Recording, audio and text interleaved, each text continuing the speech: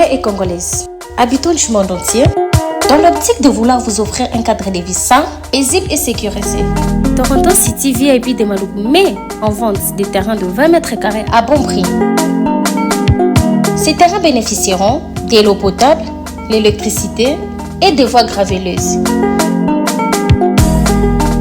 Situé à proximité de la zone économique spéciale de Maluku et voisin des sites Vodacom en République démocratique du Congo, Toronto City VIP se démarque par l'originalité et la beauté de son espace en vous offrant des terrains déjà cadastrés.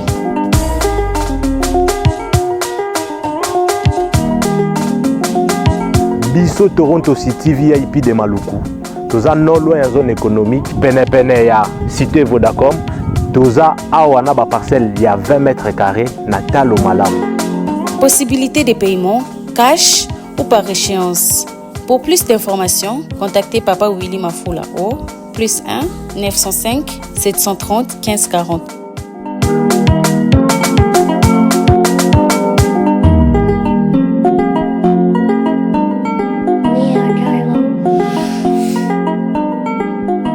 Offre limitée dans la mesure du stock disponible.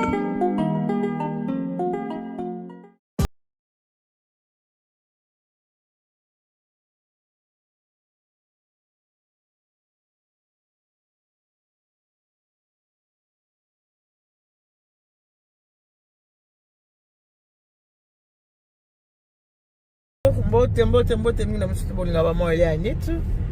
Après ça, ba mbote ba ma vie puis moko wazima, est-ce que vous allez bien? Bonne le bande ko nga bien. Nous mamela dit ça va, tout va bien par la grâce de Dieu. Nzamba mawazo batela kimia sana. Na ba so za mtakanda ko tala ngate po sepelana ngate. Aha.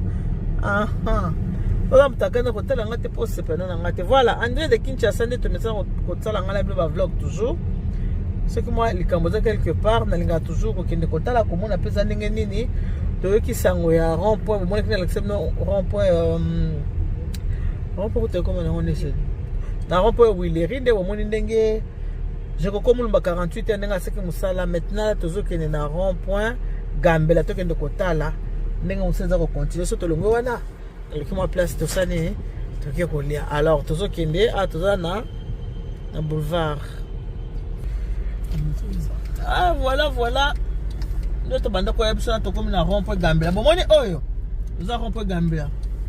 Bon tala je ko comme le 48 heures. Mon sala sala ngwana, sala qui déjà na Willery parce que na rond-point Gambela. Passe de tout le tatou. Voilà. Oh ndebo moni za rond-point Gambela. Est-ce que ça qui salité wana. Mon ndenge changer. C'est comme ça. Bato boyi malamu yango bomoni. Tout ça vraiment la rond-point Gambela. Je comme le 48 heures. Yo mtoseli makambo. Comme ça. Voilà.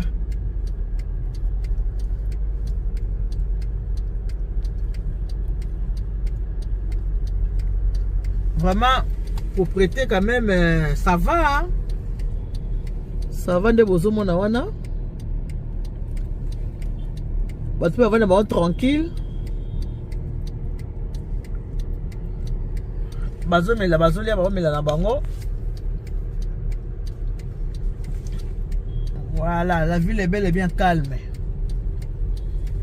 Bon d'accord pour la rond-point Gambela ndengeza nakanisi na koya na moi. Pour la cause de la bio faisait filmer bien. Pour na kota na kati pour là maintenant le quoi na ba fungoli yangote eza ya kokanga moya kokota na kati ezate. Le quoi na nzala nazala ma belle sœur toka na biso na rotana tokende kolia. Toka na biso kolia na rotana. On se dit à tout à l'heure. Voilà. Oh Kinshasa butu na biso yango na kin. Toza na Gambela. O peka nzela Gambela.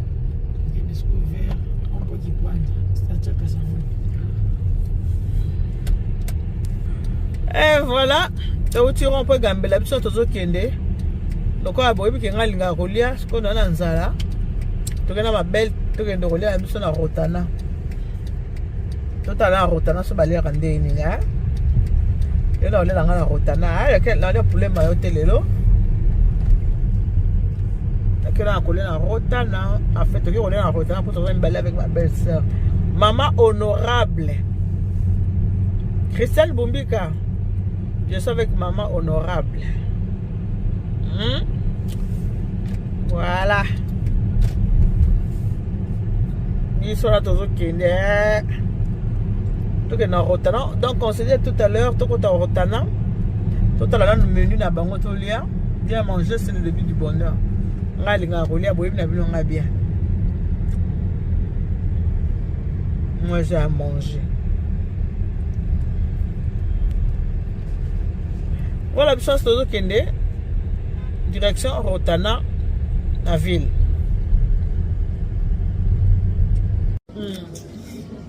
Allô, ma belle-sœur.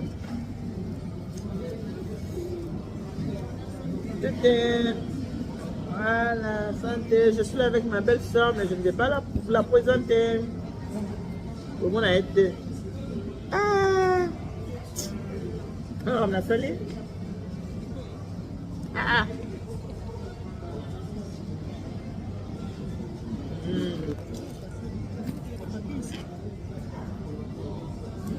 Très bon. La belle musique.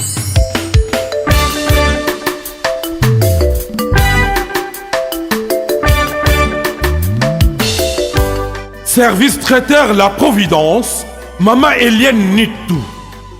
Toujours prête à vous servir. Des professionnels confirmés, à votre portée, à votre service. La préparation de votre cérémonie de mariage, baptême, anniversaire et tout autre événement. Un service culinaire, la cuisine africaine et universelle, Loboko ya Maman, avec des mets variés, buffet à la demande, décoration des salles et divers autres services par des pros. C'est la spécialité du service traiteur, La Providence, Maman Eliane Nitou. Un contact pour vous, les 06 15 31 69 90.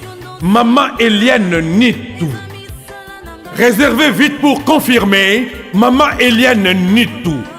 Service traiteur, La Providence, Balambi Lelo, Bolier Kaka Lelo. La Providence, Biloko ya Moto. 12 ans d'expérience, s'il vous plaît. Toujours à votre service et merci de votre confiance. La Providence toujours. La Providence Kaka. La Providence pour tous. Maman Eliane Nitou. Gloire à Dieu.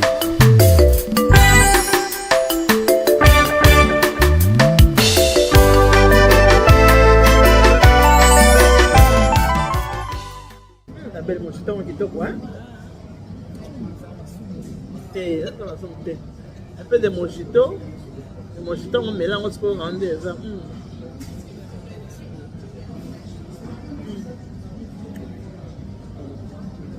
Non, il y a bien. Bon, il me va bien.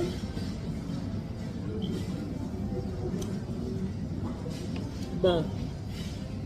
Aujourd'hui, on est à Rotana. On est venu manger avec ma belle maman honorable. Maman honorable. Hein? Voilà. Avec ma belle sœur que j'aime beaucoup. Maman honorable.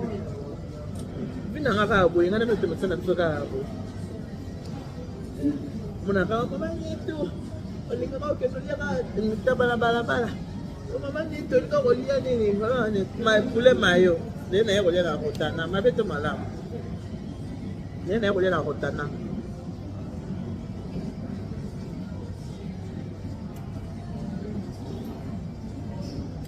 Là, la personne vient bien, ma belle.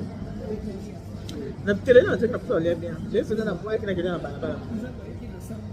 La boîte qui est dans la télé. C'est un peu ce qui est bizarre pour ça. On a bien mal. Il va dans la relais. Pour ça, on a l'air à la bande. Il on a un peu de lambi. On a un bon, on a la on l'a mis. Ah, on est fou, quoi. Mama, il rappelle, maman, nani fungwa, nani makayabu, nani madesu, nani bisaka bon appétit. Nani bisaka avant na baba tuna rati. Tuna ta mama leona lambane. Ira yemo ka bien. Mama, omoni je na lambela ki binondunda. Yo ya na mafunga ko ba tuna rati. Lubeza ki dimanche ya ki tuna ta mama na lamba ni. Ya sali shwana. Ah, tika. Ndunda fupa na eza wanakolia ngoye mwana madesu. Asali fupa na madesu na makaya. Ukongo. Olemi fumbo olemi madesu. Olemi fumbo olemi madesu, olemi fupa olemi madesu na makaya. Mweka, lena lena nubia. Hein? Ah bah bien. Ah bah kitoko.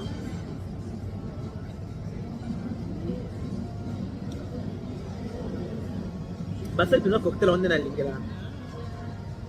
Et parce que ago ya ponche. Ne pas na lingela, ça tuna boire ponche. C'est atelier hein. Non, quand steak na bon c'est ça kitoko hein. Déjà ouais. Mais l'équipe na on avait de la justice. Bon là dans ma soirée qui chasse bon musique bon ma soirée qui chasse. Et ça bien bien. Ne soit tu connais tu ça bien hein. Comment de mon cœur? Belle ça maquillage, maman bébé là. Na za rotana. Omoni na vite la justice awa. Na l'équipe place mon l'équipe na Paul. Ndena se plaît na vient da Paul. Hein? L'épisode vient de Paul, mais c'est là qui. Oui! Donc, l'équipe m'a quoi? L'équipe vient de Paul, c'était très bon, j'avais beaucoup aimé. L'équipe vraiment qui t'aura rien à dire. Hein? Ah. Tout le monde est bon à Rotana, tout le monde est l'équipe très bien à Paul. Bien, vraiment. Et puis, on a Délice France. Non, on a Délice France. Il y a un peu de mais Paul a limite Délice. On a l'équipe Délice, on a Paul pour l'équipe. On a ramassé de mettre avec ma belle soeur.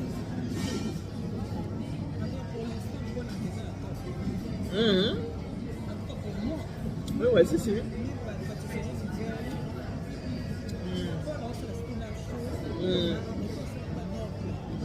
Et puis ça la chaud. On a l'équipe là. Je vais manger la chez Paul. C'est très très bon.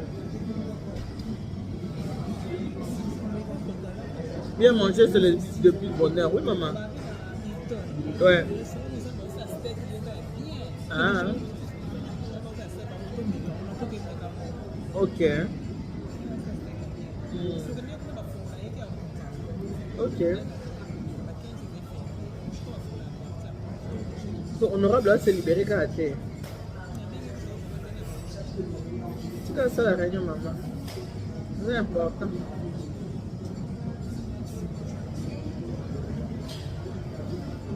Ah, puis il y a tout bimi, hein.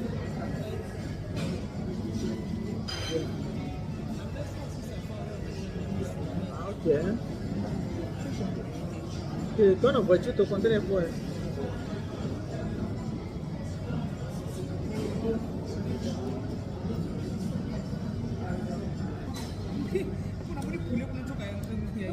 Au lieu de salade, je m'appelle. Comment ça?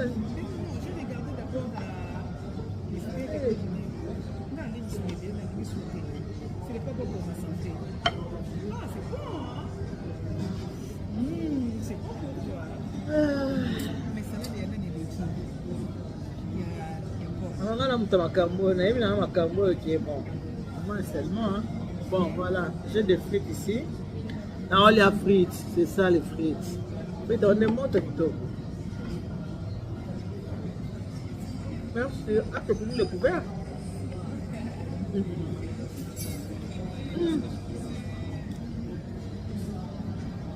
C'est mon assiette. Dans mon steak. Merci. Dans mon assiette. Un peu de steak. cette nara steak voilà avec la sauce aux champignons. Voilà. Et manger avec les frites.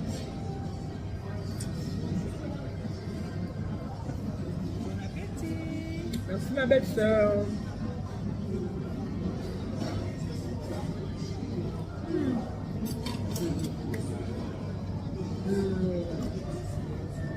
Ma belle, au monde déjà, il y a même pas de lip. C'est quoi chose qui n'a pas.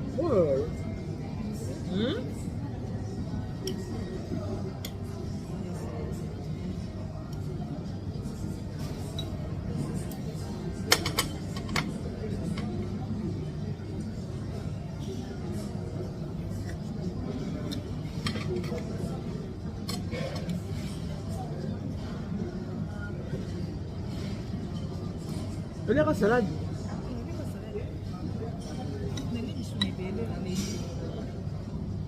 Hier, j'ai mangé des... Je t'avais dit.